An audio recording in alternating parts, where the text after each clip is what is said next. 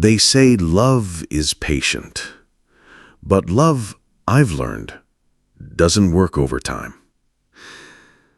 She told me the deadlines were killing her, that late nights at the office were just part of chasing the next promotion. So I believed her. I even cooked dinner, kept it warm. But that night I followed her car. I watched her park 3 blocks away from the office and walk into someone else's arms. I'm Ethan, 38. Software engineer by day, husband by devotion. I've been married to Mia for almost 10 years. We met young. Coffee spilled on her blazer, a laugh shared over dry cleaning, and something clicked. She was always the ambitious one, marketing executive, driven, charming. I was the calm to her fire. Steady, loyal, boring, maybe, but she said she needed that. For years, we were good. Not perfect, but good. But then, 6 months ago, things started to shift. She started working late. First once a week, then twice. Then it became routine.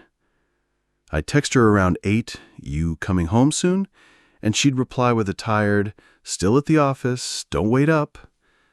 Her hugs became shorter, her smile strained. She stopped laughing at my jokes, stopped telling me about her day. I chalked it up to stress. After all, I knew how badly she wanted that VP promotion, and I wanted it for her. So I gave her space, supported her, even when I felt like a ghost in my own home. The signs were soft at first. Forgotten dinner plans, missed calls she said she never got, a faint scent on her coat that didn't smell like her usual vanilla musk. Something sharper, masculine. I told myself I was imagining things, that marriage had its ebbs and flows, and maybe we were just ebbing. But then came the moment that shifted something inside me. It was a Friday night. She'd said she had a late client pitch, wouldn't be home until after 10. I was curled up on the couch, half asleep, when her phone buzzed on the kitchen counter. She'd left it behind, something she never did. It was a message from a number saved only as A. Same place? That's all it said. 2 words. But my heart sank like they were bricks. I stood there, staring at the screen like it might give me answers. But all it gave me was permission to wonder. I didn't open her phone. I couldn't. Even in doubt, I wanted to respect her privacy. But something cracked that night. Something I couldn't tape back together. I stopped sleeping properly. Started watching the clock when she wasn't home. Waiting for her headlights in the driveway, like a kid waiting for a parent who never shows. And each night, her excuses grew thinner. Her eyes didn't meet mine anymore. And the space between us, it wasn't just physical. It was a silence so loud, it kept me up at night. That's when I decided I had to know. The following Friday, she kissed my cheek before leaving. "Don't wait up," she said. "I'll be back late. It's the Thompson proposal. Might go past midnight." She didn't look me in the eye. I nodded, pretending to believe her. But something inside me twisted. That 6th sense you don't want to have, but do. I waited 10 minutes, then grabbed my keys. Her taillights were still fading down the street when I slid into my car, headlights off, heart pounding louder than the engine. I followed from a distance, 2 cars behind, rehearsing reasons in my head in case she caught me. Maybe I was going to get groceries. Maybe I just needed air. But as we drove past her office and she didn't turn, my stomach dropped. She wasn't heading downtown. She drove across town, past the business district, into the quieter parts of the city, where street lamps flickered and motels lined the blocks like broken promises. Then she turned. Garden Hill Inn. She parked and waited. 5 minutes passed. Then a car pulled into the spot beside hers. A man stepped out, tall, confident, familiar with her, too familiar. She smiled, tucked her hair behind her ear. He leaned in, kissed her cheek. She didn't flinch. They walked into the motel together. No hesitation. I sat in my car, frozen. The ache that bloomed in my chest wasn't just heartbreak. It was grief. Grief for the version of her I still believed in. Grief for the life I thought we were building. Grief for the fool I'd been, setting the table alone while she was somewhere else, being held by someone who wasn't me. I didn't cry. I just sat there, letting the silence tell me everything she wouldn't. I didn't sleep. I sat in that car until dawn, watching the motel door like it might rewind time if I stared hard enough. At 5:41 a.m., she came out. Alone. Her hair was messy. Her heels dangled from her fingers. She looked light, free. I drove home and waited. She walked through the door like it was any other morning, tossed her purse down, stretched, and said, "God, that was a long night." I couldn't do it anymore. I stood in the kitchen, holding the receipt I'd found in the glove box. The timestamp confirmed it all. Room 214, Garden Hill Inn. 2 guests, late checkout. I didn't raise my voice. "Who is he, Claire?" She froze. The mug in her hand slipped slightly, then steadied. Her eyes darted, calculating, like a deer searching for the nearest exit. What? I stepped closer. My voice shook, but not from anger, from the weight of it all. "I followed you last night, saw you meet him, watched you walk into that room." Silence. Then something broke in her face, like she'd been holding in a scream for months.